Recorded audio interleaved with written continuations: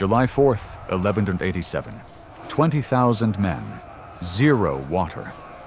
In the scorching hills above the Sea of Galilee, the most powerful Christian army in the Holy Land is dying. Not from swords, but from thirst.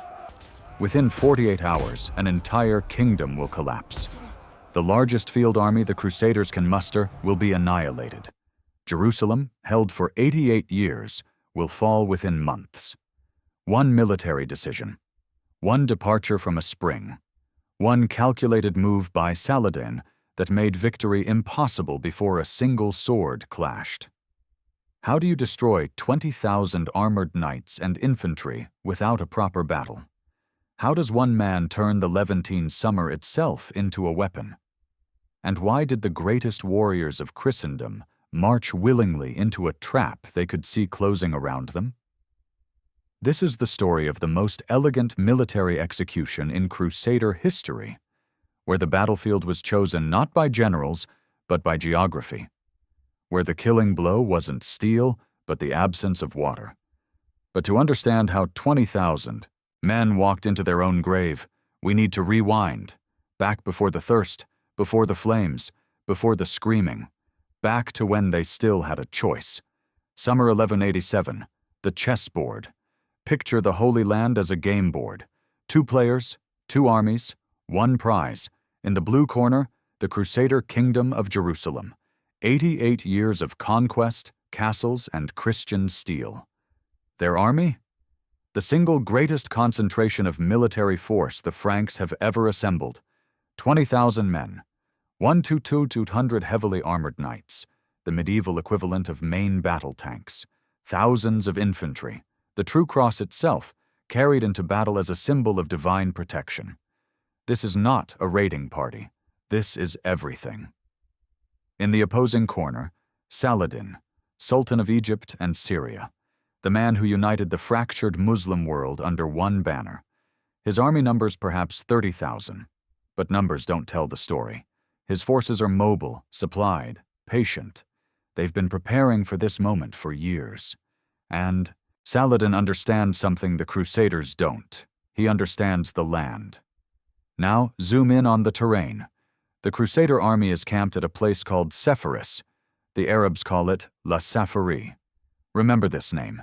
It will haunt every survivor for the rest of their lives. Sepphoris has one thing that matters more than walls, more than weapons, more than prayers.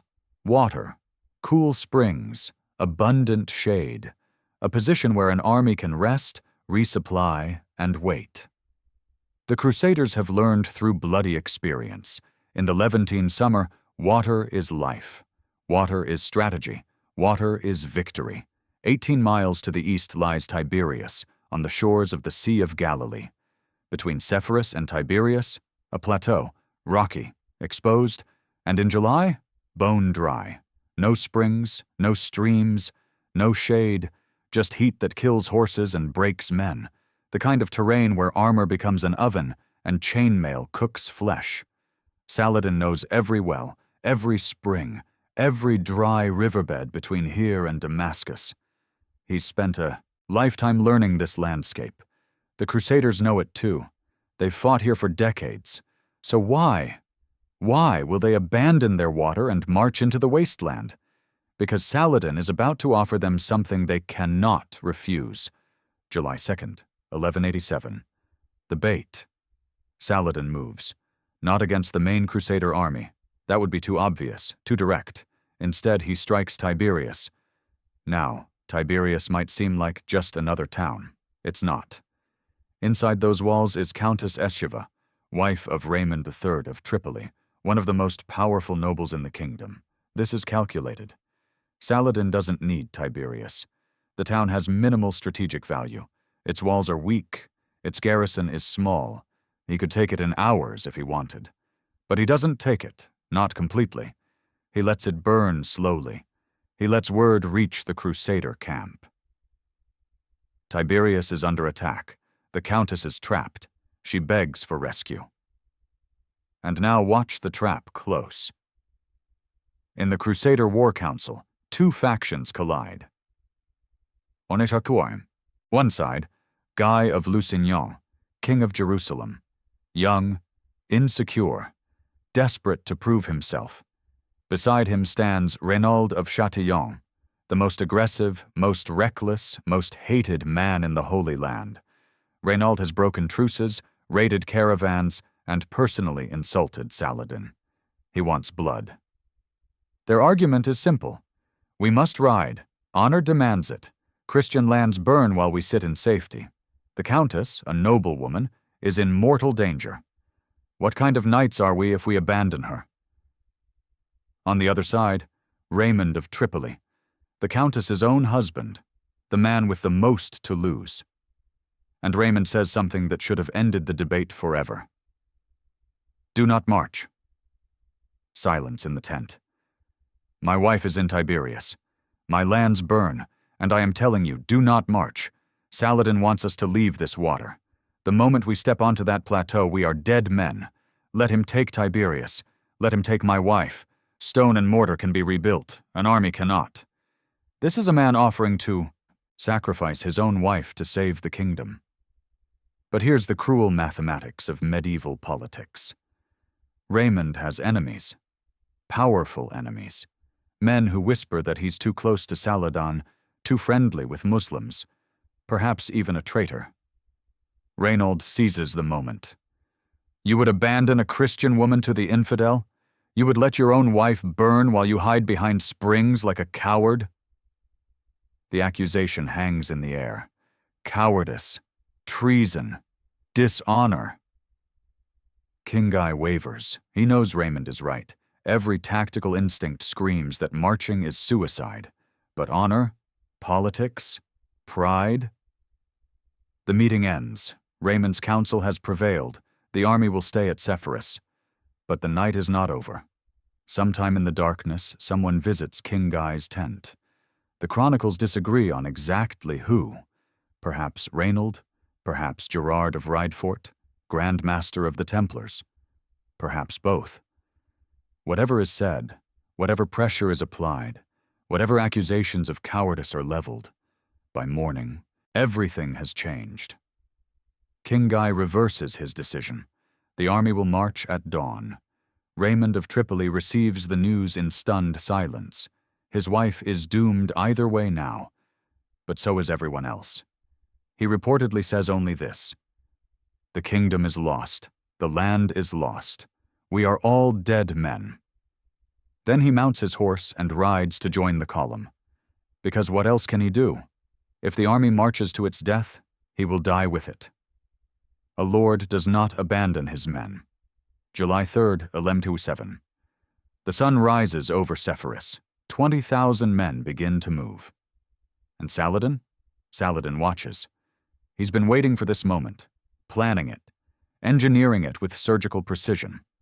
The Crusaders have just made the one mistake that cannot be unmade.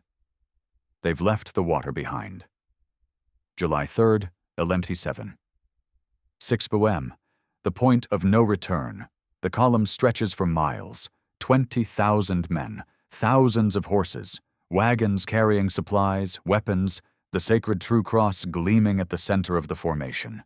Knights in full armor, infantry with spears and shields, sergeants, squires, servants. The greatest army the Crusader kingdom has ever fielded, and they are walking away from the last water they will ever see. The morning air is deceptively cool. The men are fresh, spirits cautiously high. Tiberias is only 18 miles away. A hard day's march, yes, but manageable. They've done it before. What they don't know, what they can't know, is that Saladin has been preparing this killing ground for days. Every spring along the route, occupied, every well, poisoned or guarded, every water source between Sepphoris and Tiberias has been identified, mapped, and denied. The Crusaders aren't marching toward Tiberias. They're marching into a void. 8 a.m. first contact. They've barely traveled 3 miles when it begins. Dust clouds on the flanks, the high-pitched whistle of arrows, screams from the rear of the column. Saladin's light cavalry has arrived. These aren't the heavy shock troops that Europeans understand. These are horse archers, Fast, mobile, impossible to pin down. They sweep in from the sides, loose a volley of arrows, and vanish before the Crusader knights can respond. The knights wheel to charge. Their war horses are powerful, their lances devastating. But against whom? The Muslim cavalry simply retreats, melts away like smoke. The knights chase nothing, exhaust their horses, and return to the column having accomplished nothing. Meanwhile, the arrows keep falling. This is the mobility trap, and it's perfect. The Crusader army is built around heavy cavalry, the armored night charge that has won 100 battles. But that weapon only works if the enemy stands and fights. Saladin has no intention of standing and fighting. Not yet. His orders are simple. Harass, delay, bleed. Don't engage directly, don't let them rest, and above all, don't let them reach water. 11 a.m. The heat arrives. The July sun climbs higher and higher and higher. Now the armor becomes a problem. A Crusader knight wears perhaps 60 pounds of chainmail, padding, and plate. His warhorse carries another 100 pounds of its own armor. In the mild temperatures of France or England, this is manageable. In the Levantine summer, it's a death sentence. The temperature climbs past 90 degrees, then 100. The metal begins to heat.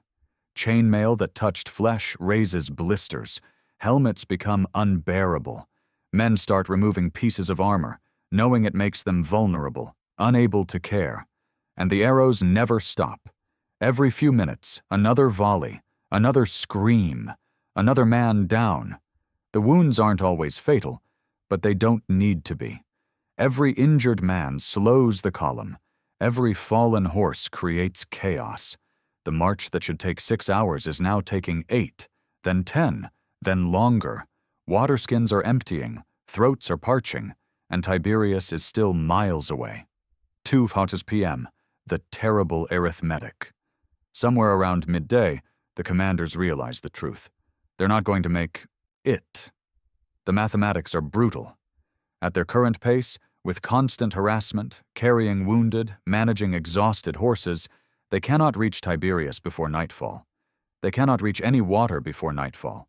20,000 men will spend the night without water. In July, after marching all day in full armor, some will die. Many will be combat ineffective by morning. The horses, those precious, irreplaceable war horses, will be ruined. And Saladin knows exactly where they are. His forces surround them on 3 sides. The only direction without enemies is back toward Sepphoris. But turning back means admitting defeat. It means leaving Tiberias to burn, the Countess to her fate, and returning in humiliation. King Guy faces an impossible choice: press forward into the trap, or retreat and face political destruction. He chooses forward. The march continues. 5 p.m. the springs of Turin. A glimmer of hope. Ahead lies the village of Turin. It has springs. Small ones, not enough for an entire army, but something. Enough to wet throats, water some horses, buy a few more hours of survival. The column pushes toward it with desperate energy. They arrive to find Saladin's cavalry already there. The springs are guarded, occupied, denied. The Crusaders could assault the position, drive off the defenders, claim the water, but that would mean a battle, a real battle, with exhausted men, blown horses, and Muslim reinforcements surely on the way. The sun is setting. There's no time. King Guy makes another decision. They'll bypass Turin, push on toward the plateau, find somewhere, anywhere, to camp. The springs of Turin disappear behind them. Another water source, another chance. Gone. 7 p.m. Forced to camp dry. The column staggers to a halt near the Horns of Hattin, 2 hills rising from the plateau like devil's horns against the darkening sky. This is where they will spend the night. No water, no proper camp, no hope of relief. 20,000 men collapse where they stand. Knights too exhausted to remove their armor. Infantry too dehydrated to eat the rations they carry. horses standing with heads low, foam dried white on their flanks. The Sea of Galilee glitters in the distance. So close they can see it, so far they cannot reach it. Water. Right there, visible, unreachable, and the night is about to get worse. 9:00 p.m. Psychological warfare. The darkness brings no relief. Saladin's forces have surrounded the Crusader position. Completely. Every direction. Campfires stretch across the hills, thousands of them, an ocean of flame encircling the dying army. Then the fires begin inside the perimeter. The Muslim forces set the dry brush ablaze. The summer scrubland ignites easily, sending walls of smoke rolling through the Crusader camp. Men who are already choking with thirst now cannot breathe, eyes streaming, lungs burning. But that's not the worst part. The noise begins. War drums, thousands of them, a thunderous heartbeat that shakes the ground. War cries, Allahu Akbar, echoing from every direction, impossible to locate, impossible to escape. Horns, cymbals, the clash of weapons on shields, all night, without pause, without mercy. Sleep becomes impossible. Rest becomes impossible. The Crusaders lie in the darkness, surrounded by fire and sound, knowing what dawn will bring. Some men break. Deserters slip away in the darkness, dozens, then hundreds of infantry creeping toward the Muslim lines with hands raised. They would rather surrender to Saladin than face another hour of this hell. Saladin accepts them, waters them, feeds them, and waits for sunrise. July 4th, 1187. The hour before dawn. In the Crusader camp, men pray. What else can they do? The true cross stands at the center of the position, torchlight flickering on gold and jewels. Priests offer mass. Knights kneel in the dust. This is supposed to be the relic that guarantees victory, the wood upon which Christ died, the most sacred object in Christendom. Today they will learn what it's actually worth. The eastern sky begins to lighten. Pink, then orange, then the first cruel rays of the Levantine sun. King Guy gives the order to form up. The army that rises is not the army that left Sepphoris. These are ghosts, hollow-eyed men with cracked lips and trembling hands, horses that can barely stand, knights who can hardly lift their swords. 24 hours without water in July heat has broken them before the battle even begins. And now, finally, Saladin is ready to fight. July 4th, 1187, 6 p.m. The Horns of Hattin. The sun rises like a blade. No clouds, no mercy, just white-hot light pouring across the plateau, turning armor into ovens, turning the battlefield into a furnace. Saladin has waited all night for this moment. His men are rested, watered, fed. They've rotated through the siege lines in shifts while the Crusaders suffered. Fresh troops have arrived during the darkness.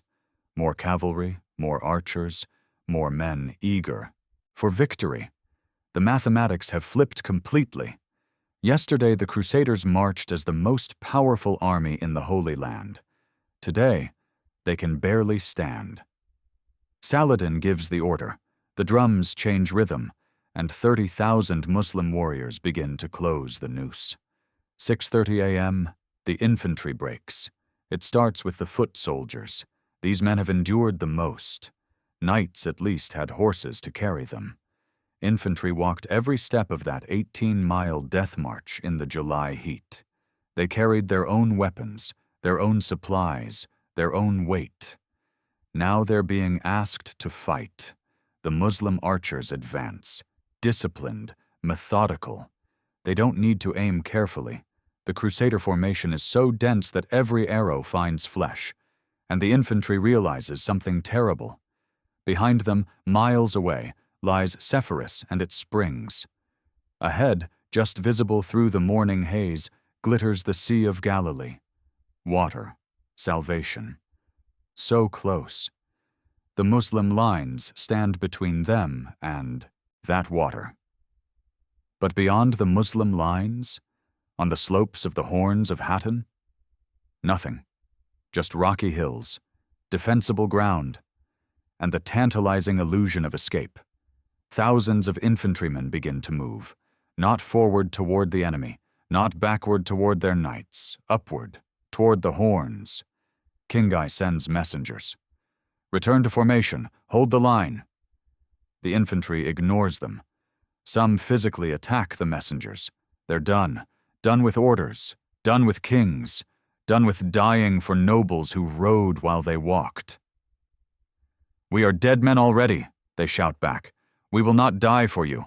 The Crusader army is splitting in half. 7 OM, the desperate charges. The knights watch their infantry stream away and understand. They're on their own.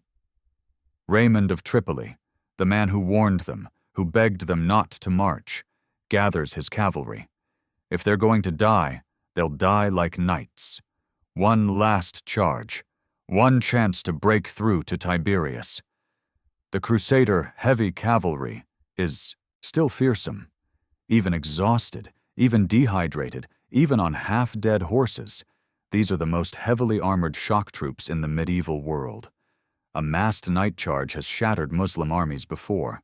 Raymond's knights form up, lances lower, prayers whispered, they charge. The impact is devastating for about 30 seconds. Muslim infantry scatter. A hole opens in the line. Raymond and his knights punch through, hooves thundering, lances shattering, and then they're through. Completely through, out the other side of the Muslim army.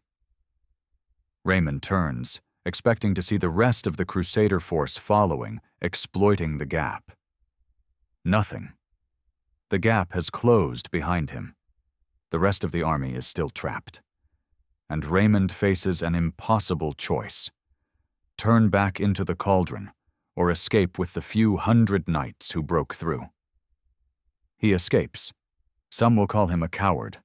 Others will say he followed the only tactical logic available. Survivors can fight again. Dead men cannot. Raymond himself will die of grief within months, broken by the weight of what happened. But that's later. Right now, the main Crusader army watches their best cavalry commander disappear over the horizon. They're not getting out. 8 OM, the Mountain of the Damned. The infantry has reached the Horns of Hattin. Thousands of men crowd onto the rocky slopes, hoping for, what? Defense? Escape? Some miracle? There is no miracle. Saladin's forces simply surround the hill. They don't need to climb. They don't need to assault. They just wait. The men on the horns have no water, no shade, no hope. The sun climbs higher, baking them against the rocks.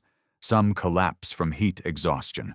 Others simply sit down and refuse to move. Muslim officers approach under flags of truce. The offer is simple: surrender and live. Water and food for those who submit. The trickle becomes a flood. Hundreds of Crusader infantry walk down the slopes with hands raised. Then thousands. They kneel before Saladin's men, accept water, accept capture, accept anything except death by thirst under that merciless sun. By mid-morning, the Horns of Hattin hold only corpses and the few too stubborn or too faithful to surrender. 9 Thuar, the true cross, falls. At the center of the Crusader position, the battle reaches its symbolic climax. The true cross, the relic that has accompanied every major Crusader battle, the guarantee of divine favor, the heart of Christian military identity, stands surrounded by its guards. These are the most devout warriors in the army. They will not retreat. They will not surrender. They will die around this sacred object, and they do. Wave after wave of Muslim cavalry crashes against the cross's defenders. The fighting is brutal, close, desperate. Knights who can barely lift their swords somehow find strength for one more blow. Sergeants with broken weapons fight with their hands. But exhaustion is absolute. Thirst is absolute. The numbers are overwhelming. The circle shrinks, the defenders fall, and finally, The true cross is seized by Muslim hands. A roar goes up from Saladin's army that can be heard for miles. The most sacred relic in Christendom is captured. It will never be recovered. To this day, no one knows what happened to it. Lost to history, like the kingdom it was meant to protect. 10 a.m., the king's last stand. King Guy of Jerusalem is still fighting. What remains of the Crusader force, perhaps a few thousand men, mostly knights too proud or too trapped to flee, has consolidated around the royal tent. The red canvas snaps in the hot wind, a target for every Muslim archer on the field. The knights attempt charge after charge, each one weaker than the last. Horses are dying beneath their riders, collapsing from exhaustion and thirst. Knights in full armor crash to the ground and cannot rise, 60 pounds of metal pinning them to the baking earth. Saladin watches from a nearby hill. His son, Al-Afdal, rides. Beside him, experiencing his first major battle. Later, Al-Afdal will describe this moment. The Franks charged again. I cried out in joy. We have beaten them. My father turned to me and said, Silence, we have not beaten them until that tent falls. They watch. The red tent sways, staggers, falls. Now, Saladin says, we have beaten them. The remaining Crusaders collapse where they stand. Swords clatter to the ground. Knights kneel in the dust, too exhausted to resist, too broken to care. King Guy of Jerusalem is captured. Reynaud of Chatillon is captured. Gerard of Riedfort, Grand Master of the Templars, is captured.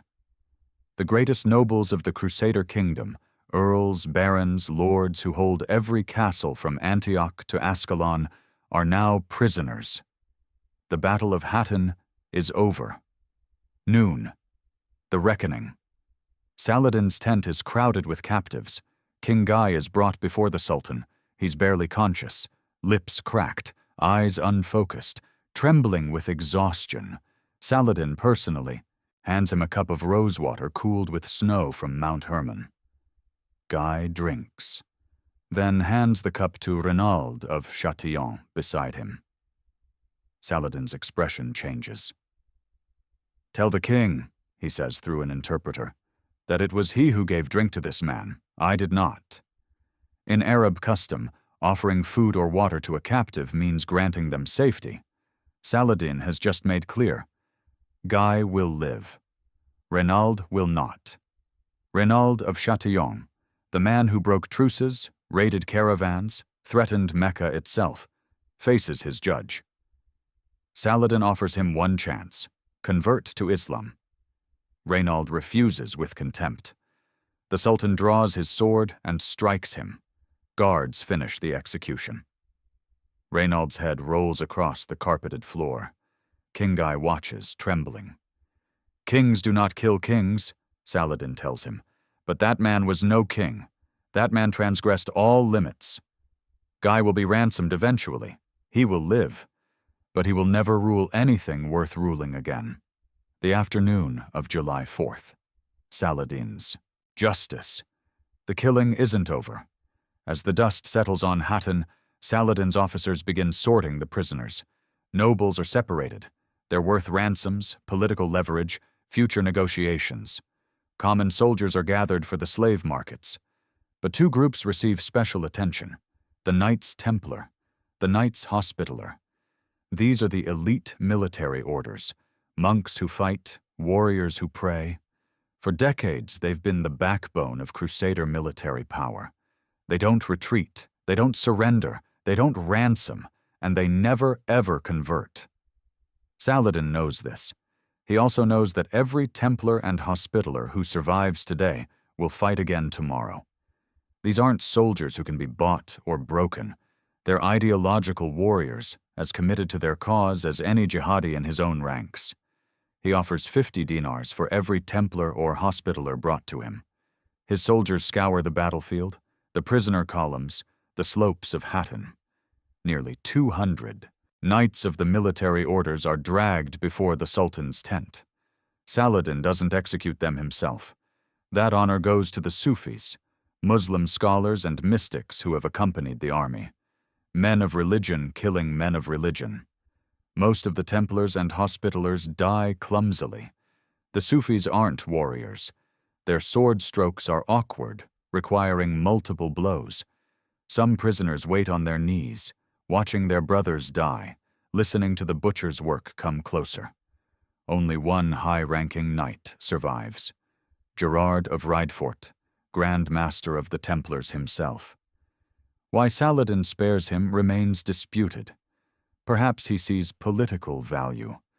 Perhaps he simply wants the Templars to know their leader bent while his men died. Gerard will be ransomed. He will fight again. He will die in battle 2 years later, still trying to reclaim what was lost at Hattin. But that's later. Right now, 200 of Christendom's finest warriors are bleeding into the dust. And the kingdom they swore to protect? It has approximately 3 months left to live. The mathematics of collapse. Here's what Hattin actually destroyed. Not just men, though the numbers are catastrophic. Perhaps 17,000 Crusaders died or were captured in 2 days. The entire field army of the Kingdom of Jerusalem has ceased to exist. But the real damage is structural. Every castle in the Holy Land requires a garrison. Every city needs defenders. Every strategic point demands troops. Before Hattin, those garrisons could call for relief. If Saladin besieged a castle, the king could march with the field army and force him to withdraw. That's how Crusader defense worked. Fortifications bought time. The mobile army won wars. After Hattin, there is no mobile army. Every garrison in the kingdom is now alone. Every castle must stand or fall on its own strength. And Saladin has 30,000 men with nothing to stop them. The dominoes begin to fall. July 1187. The first wave. Saladin doesn't pause to celebrate. Within days of Hattin, his forces are moving. Acre falls on July 10th. This is the great port city of the Crusader kingdom, the commercial heart of Christian commerce in the Levant. Its walls are strong. Its garrison is almost non-existent. The city surrenders after minimal resistance. Nablus falls. Jaffa falls. Sidon, Beirut, Ascalon. The pattern is identical everywhere. Saladin arrives with overwhelming force. The defenders look at their thin walls, their handful of troops, and the endless Muslim army stretching to the horizon. They surrender. Some negotiate. Some fight briefly for honor's sake. But everyone knows the mathematics. Without a relief force, resistance just means dying tired. Toron falls. Ramla falls. Hebron falls. By August, Saladin controls more territory than any Muslim leader since the First Crusade. 90 years of Christian conquest, erased in weeks, and still the greatest prize waits. September 1187. The road to Jerusalem. Saladin has saved Jerusalem for last. Deliberately. This isn't just strategy, it's theater, it's symbolism. The holy city, sacred to 3 faiths, fought over for millennia, will be the crown jewel of his campaign. He approaches from the west in late September. His army, swollen with volunteers who've joined for the chance to liberate Al-Quds, stretches for miles. Inside Jerusalem, the situation is desperate. The city's population has swollen with refugees, Christians fleeing the conquered coast, survivors of Hattin's aftermath, anyone who couldn't or wouldn't submit to Muslim rule. Perhaps 60,000 people crowd within the walls. The garrison? Effectively 0. After Hattin, so few knights remain in the entire kingdom that Balian of Ibelin, one of the only surviving nobles, has to create new ones. He knights every boy over 16. He knights commoners. He knights anyone who can hold a sword.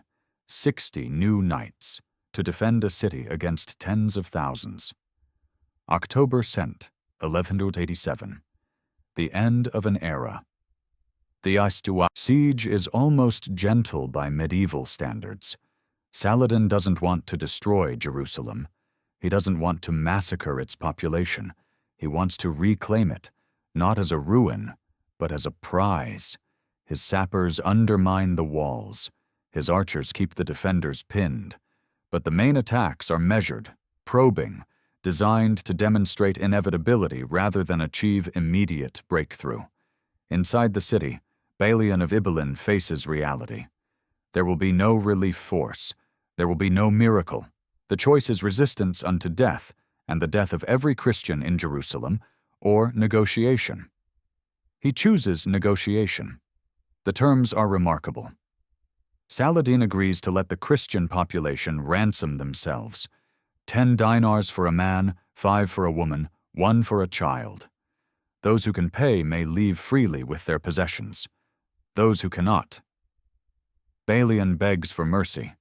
The city's poor have no money. Will they all be enslaved? Saladin relents. He allows 7,000 people to leave without payment.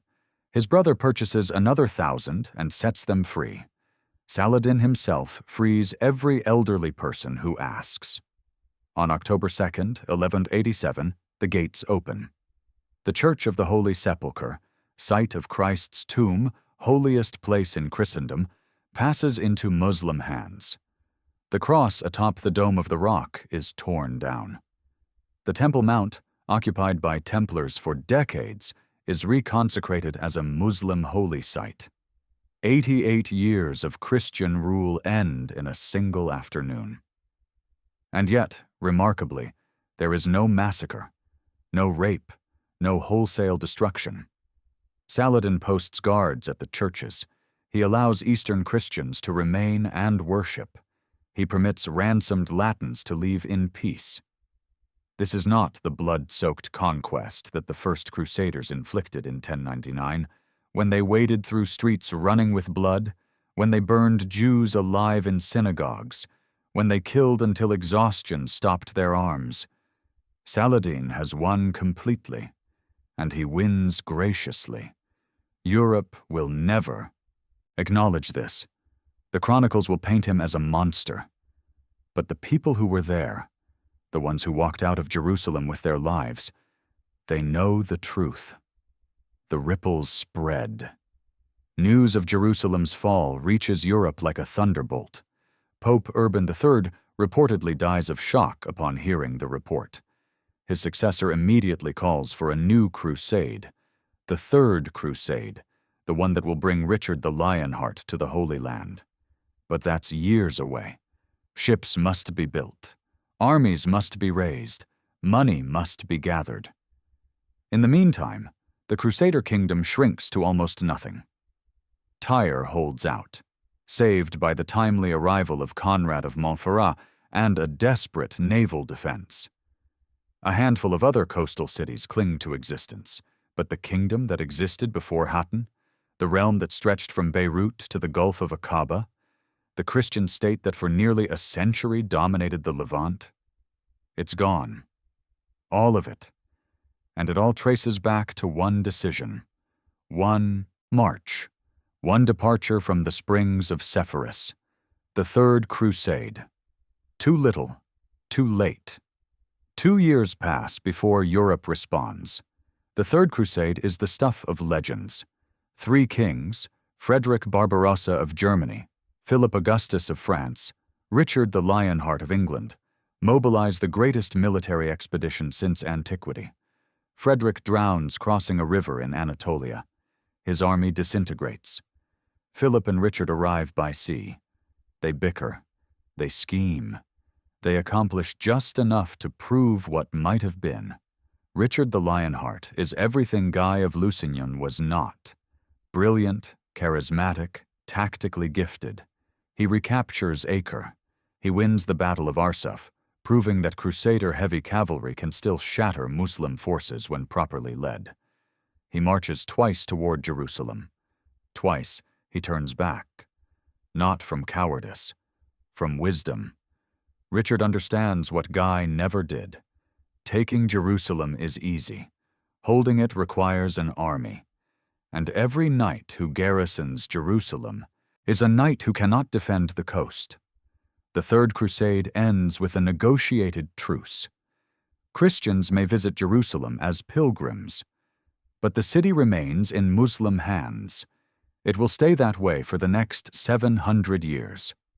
Richard sails home, having won battles and lost the war. The Crusader kingdom survives as a coastal strip, a shadow of its former self, dependent on Italian navies and European reinforcements, never again a true power. All because of one July day in 1187. One decision, one spring left behind, the anatomy of perfect victory. So what did Saladin actually do? Let's strip away the drama and look at the mechanics, because Hattin isn't just a story, it's a masterclass in strategic thinking. First, he understood his enemy. The Crusaders were bound by honor codes. A lady in distress demanded rescue. A challenge demanded response. An insult demanded blood. Saladin weaponized every one of these instincts. By attacking Tiberias, with the Countess inside, he created a situation where Crusader honor demanded action. Even when Raymond of Tripoli argued against marching, the political and social pressure was overwhelming. Saladin didn't just set a trap. He designed a trap his enemies would feel compelled to enter. Second, he chose his battlefield. Between Sepphoris and Tiberias lies a plateau, waterless, exposed, brutal in July. Saladin knew this terrain better than the Crusaders knew their own castles. He knew every spring, every well, every dry riverbed. He positioned forces to deny each water source along the route. The Crusaders didn't lose at Hattin. They lost the moment they stepped onto that plateau. The battle was just paperwork. Third, he weaponized time. Saladin's light cavalry didn't try to destroy the Crusader army directly. They slowed it, harassed it, bled it through 1,000 small cuts. Every hour the march took was an hour without water. Every delay pushed the Crusaders further from safety, deeper into the trap. By the time the sun set on July 3rd, the battle was already decided. Everything that followed was just the inevitable conclusion. Fourth, he broke their spirit. The night between July 3rd and July 4th was psychological warfare at its finest. Brush fires, war drums, battle cries, smoke and noise and terror through every hour of darkness. The Crusaders who rose at dawn weren't soldiers. They were survivors of psychological torture, dehydrated, exhausted, broken before the fighting even began. Fifth, he was patient. This is perhaps the hardest lesson. Saladin could have attacked earlier. He could have charged the Crusader column on July 3rd, when both sides were relatively fresh. He might have won. But might have won wasn't good enough. Saladin waited until victory was certain. He let the sun do his work. He let thirst do his killing. By the time he committed his main forces, the outcome was inevitable. Patience isn't passive. Patience is the most aggressive strategy of all. When you know time is on your side. The one decision. Strip it all down, and Hattin comes to a single moment. The night of July 2nd, 1187, King Guy's tent, a reversal of a sound tactical decision. We don't know exactly what was said. We don't know who applied the final pressure. But we know the result. A king chose honor over survival, politics over strategy, pride over wisdom, and 20,000 men paid the price. This is the terrible arithmetic of leadership. One person's choice, thousands of consequences. Raymond of Tripoli saw it coming. He literally offered his own wife as a sacrifice to prevent the march. He understood that stone and mortar could be rebuilt, but armies could not. He was ignored, overruled, accused of cowardice. And he was right. The general who won without fighting. There's a famous line attributed to Sun Tzu. The supreme art of war is to subdue the enemy without fighting. Saladin came closer to this ideal than almost any commander in history. Yes, there was fighting at Hattin. Yes, thousands died in combat. But the battle itself was almost ceremonial. the formal execution of a victory already achieved. The real triumph happened before a single sword was drawn. Saladin won when the Crusaders left their water. He won when they failed to reach Turan. He won during the night of smoke and drums. The Battle of Hattin was just the receipt. This is what separates great generals from good ones. Good generals win battles. Great generals make battles unnecessary. They position, maneuver, and manipulate until the enemy has no options left. Until fighting is just the acknowledgement of defeat. Saladin didn't outsword the Crusaders. He didn't overwhelm them with numbers. He didn't rely on luck or divine intervention. He outthought them. He understood their psychology, their politics, their honor codes, and he used everyone as a weapon. The echo through history. Hattin changed everything, not just in the Holy Land, not just in the 12th century. The ripples spread across time. The Third Crusade's failure led to the Fourth Crusade, which somehow ended up sacking Constantinople instead of liberating Jerusalem. The Byzantine Empire never recovered. The military orders, gutted at Hattin, never regained their former strength. The Templars limped on for another century before being destroyed by the King of France. The dream of a Christian Holy Land died at Hattin. Oh, there would be more crusades, the 5th, the 6th, the 7th, all the way up to the 9th. But none would recapture Jerusalem. None would restore what was lost. And Saladin himself? He died just 6 years after his greatest triumph, having given away so much wealth that his treasury couldn't afford a proper funeral. But his legacy endured. In the Muslim world, he became the model of the perfect warrior. Brave, generous, honorable even to enemies.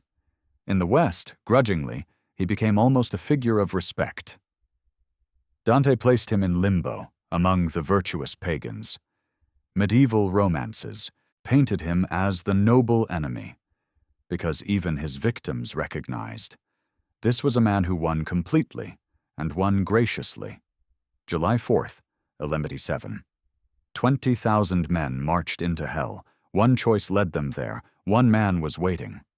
At Hattin, Saladin proved that the greatest generals don't just win battles. They make battles unwinnable before they begin.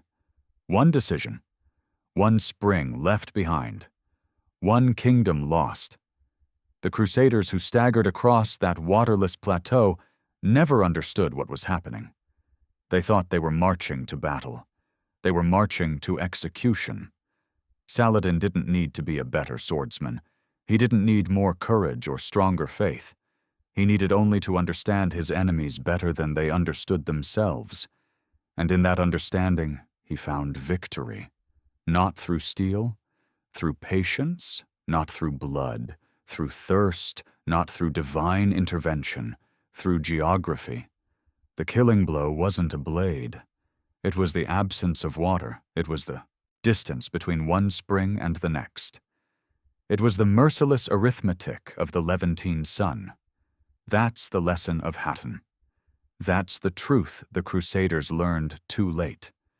Sometimes the most devastating blow is the one that makes your enemy destroy themselves.